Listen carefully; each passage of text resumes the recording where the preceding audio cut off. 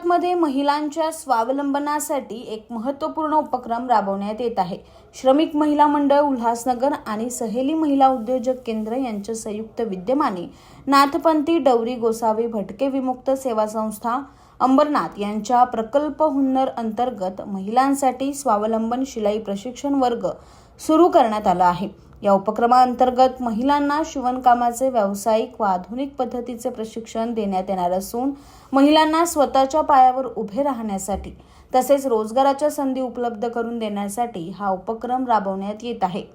प्रशिक्षणादरम्यान महिलांना शिवणयंत्र हाताळणी, कपड्यांची शिवण, डिझायनिंग आदींचे प्रत्यक्ष प्रशिक्षण दिले जाणार आहे. या प्रशिक्षण वर्गाचे उद्घाटन प्रजासत्ताक दिनाचे औचित्य साधत आज अंबरनाथच्या नवनिर्वाचित नगराध्यक्षा तेजश्री करंजुले पाटील यांच्या हस्ते करण्यात आले.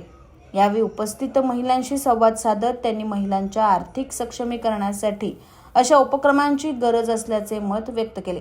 या प्रशिक्षण वर्गाच्या उद्घाटनाला परिसरातील महिलांचा उत्स्फूर्त प्रतिसाद लाभला असून अनेक महिला या संधीचा लाभ घेत स्वावलंबनाकडे वाटचाल करत आहे.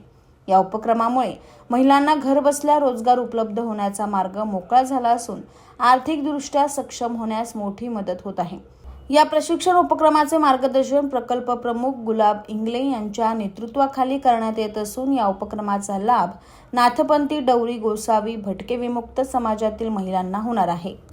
आणि त्याच्या माध्यमातून आपल्या सगळ्या महिला सक्षमीकरण आणि त्यांचं स्वावलंबन होणार आहे, जेणेकरून त्यांना स्वतःच्या हाताला काम मिळणार आहे. आणि कसं असतं स्किल म्हणजे आपण असं बोलतो की अनस्किल मधून पेक्षा स्किल जर आपण त्याला दिलं काही, त्याच्या माध्यमातून चांगल्या प्रकारचं त्यांना काम मिळेल आणि त्यांना उत्पन्नसुद्धा मिळू शकतं.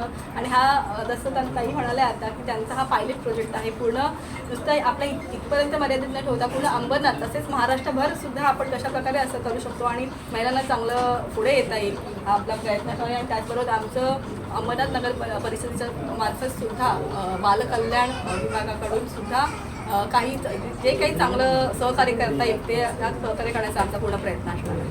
ब्युरो रिपोर्ट, न्याय दरबार, अंबरनाथ.